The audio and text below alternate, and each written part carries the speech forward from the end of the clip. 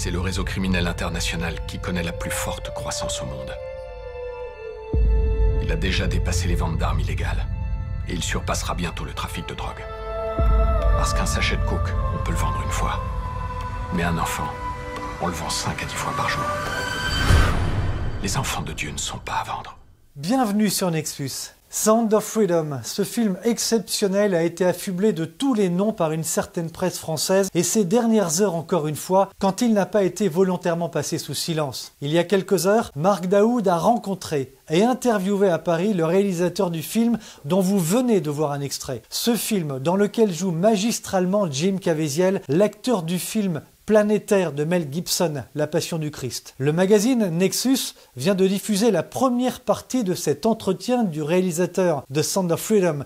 Vous pouvez trouver le lien dans la description ci-dessous. Voilà donc maintenant la seconde partie de cet entretien exceptionnel. Le film est dans les salles. Avez-vous été victime de menaces ou de pression? No, not me. Non, pas moi, pas encore. Et j'espère que cela restera comme ça. Ce que vous savez, c'est que je suis un artiste. Je n'aime pas m'impliquer dans les polémiques. Pointer comme cela du doigt, ce n'est pas mon travail. Moi, j'aime créer des films, des œuvres d'art. J'aime raconter des histoires, que ce soit des fictions ou des histoires inspirées de faits réels.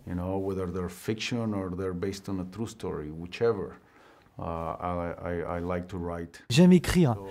Je ne pensais pas que ce film allait engendrer tout cela. C'était une sorte de vocation, ce film. J'ai vu un reportage et je me suis dit, tiens, ça, c'est un sujet tabou, donc je vais faire un film sur ça pour créer une conversation. J'ai fini le film il y a 4 ans et ensuite je suis passé à autre chose. J'ai fait un autre film qui sortira le 8 mars et je suis en train de tourner un autre film. Donc pour moi, c'était un film du passé.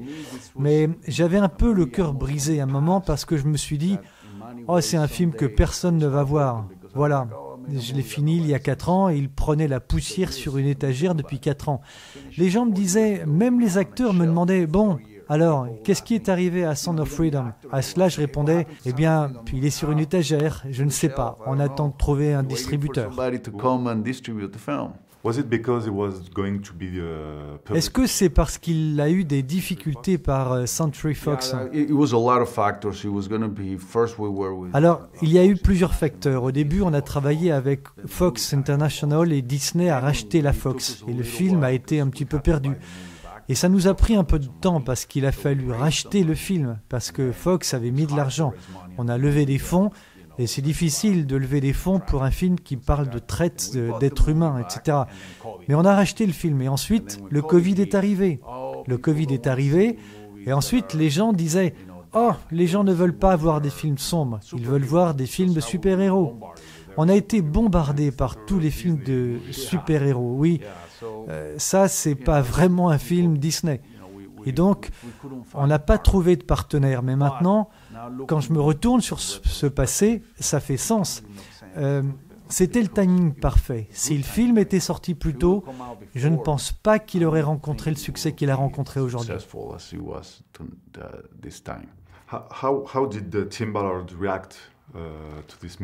Comment a réagi Tim Ballard à ce film? Il l'a adoré. Il a vu le premier montage, il a été très ému, aux larmes. Il a été très ému, très touché. Ça a compté beaucoup pour moi. La première fois qu'on a regardé le film, eh bien, les gens ont applaudi et nous ont donné un standing ovation pendant au moins 10 minutes. Et ce qui était particulièrement intéressant, c'est que le film a été projeté un petit peu partout. Et je suis allé dans les salles de cinéma à Los Angeles. J'allais dans différentes salles pour observer discrètement, pour voir les réactions. Et après, le film, les gens se levaient pour applaudir. Mais pour le film, parce qu'ils ne savaient pas que j'étais là. Ils commençaient à contacter des amis, ils envoyaient des vidéos de gens dans des salles, des gens qui applaudissaient. That reaction, and then they started sending me videos, friends from other states, and that they would go to the movies and they start sending me at the end of the movie, people were clapping, you know. So That also, Et donc à ce moment-là, j'ai compris que ce film aurait l'élan pour avancer. what we call legs. Il y a eu un puissant bouche à oreille. Massive, strong word of mouth. So it's exciting. I pray that. Et j'espère qu'il y aura les mêmes réactions en France. In France, and that people kinda, Et que les gens pourront ignorer la controverse pour voir le film et en profiter eux-mêmes. enjoy for yourself. Ne vous faites pas une opinion sur la base de ceux qui ont vu le film. J'invite tout le monde à aller le voir. Je suis très curieux de voir comment le public français réagira. Ce soir, ce sera une bonne soirée parce que ce sera la première fois que je verrai sur place des réactions. I'm gonna see the reaction. Yeah. I have 2 more questions. Is there some parts of the Tim Ballard's work? Est-ce qu'il y a une partie du travail de Tim Ballard que vous n'avez pas pu mettre dans le film? Non. Vous savez, dans le film, on voit son départ du gouvernement et sa première mission. Donc, je me suis concentré sur cette période. Donc, tout était OK. Il n'a pas voulu que je creuse son travail simplement parce qu'il a beaucoup travaillé avec le gouvernement des États-Unis. Et donc, il a fallu que je fasse attention à la façon d'aborder ce sujet. So I had to be very careful how much I went with the U.S. government. Donc il a fallu qu'il approuve le scénario. Ça a pris 2 ans. J'écrivais quelque chose, il me disait « Non, tu ne peux pas dire ça ». Donc il y a eu beaucoup d'allers-retours. Have you been backed from people that you could not expect for this subject? Have been how would you say? Avez-vous reçu des aides de personnes que vous n'auriez pas pu imaginer, des aides d'institutions ou de gouvernement? Yeah, that's been really good. On a reçu beaucoup de mails, de lettres de la part d'associations.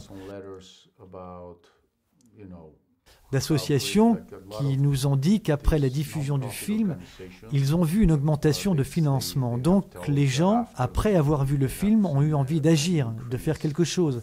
Et très souvent, la chose la plus simple, c'est de trouver une association locale qui lutte contre la traite des êtres humains ou des organisations qui aident les victimes à se relever.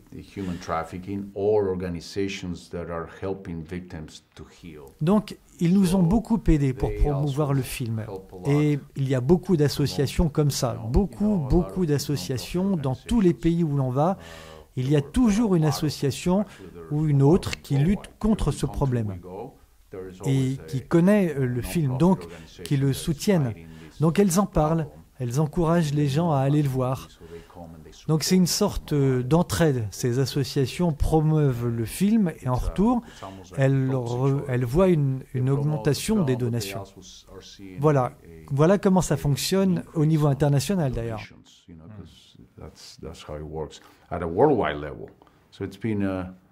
It's been great. Donc c'était très bien. Last question is: do you think the best way to help children after seeing your movie?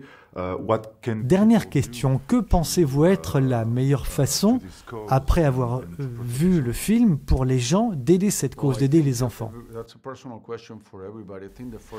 C'est une question personnelle pour chacun. La première chose, c'est de sensibiliser, comme vous l'avez fait sur ce sujet tabou. Donc, il faut en parler. Si vous êtes enseignant, parlez-en à l'école. Si vous êtes un médecin, parlez-en au sein de votre institution. Je viens de donner une interview et on s'est rendu compte que Dana White, qui est un responsable de l'UFC, vous savez, les combats de MMA, a vu le film et il a des tickets pour que tous ses employés voient le film. Ça, c'est créer de la sensibilisation. Donc, tout dépend du secteur dans lequel vous travaillez. Vous pouvez peut-être sensibiliser les gens qui vous entourent, ou alors vous pouvez peut-être trouver une organisation locale. Il y a beaucoup d'associations à but non lucratif. Vous pouvez chercher des informations sur ces associations, trouver les bonnes associations, des associations qui luttent réellement contre ce problème. Et voyez si vous pouvez les soutenir à votre niveau. Et je pense que la première étape, c'est vraiment le dialogue. Parler de ce sujet, sensibiliser la population, et on peut être impressionné. Peut-être que dans votre propre famille, il y a une victime, vous allez en parler. Et la personne va s'ouvrir, va prendre la parole. Et cela peut créer de la sensibilisation. Et une fois que tout un pays a conscience d'un problème, le gouvernement peut intervenir et peut-être voter une loi pour protéger les enfants. Psychologiquement aujourd'hui, parce que les enfants ont des téléphones portables, les adultes peuvent prendre différentes formes. Ce ne sont pas forcément des abus sexuels. On peut parler d'abus psychologiques, d'abus physiques. On entend parler de harcèlement, de tout ce qui se passe. Je ne suis pas un expert de la question. Je pense que la solution doit être trouvée collectivement. Moi, je ne suis qu'un cinéaste qui est passé à un autre film. Ça, c'est la puissance d'un film, c'est que le film continue à vivre et à sensibiliser la population.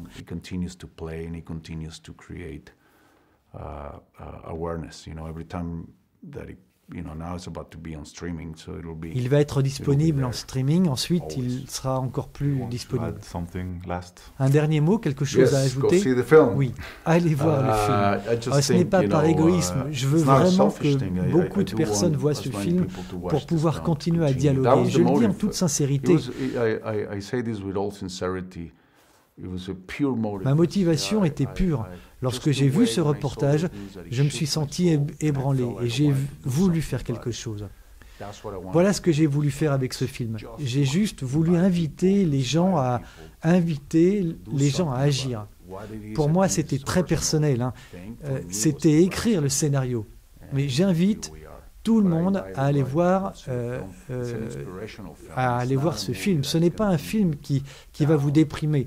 Vous allez vous sentir inspiré, vous n'allez rien voir qui va vous empêcher de dormir pendant des semaines. C'est un film qui est vraiment divertissant.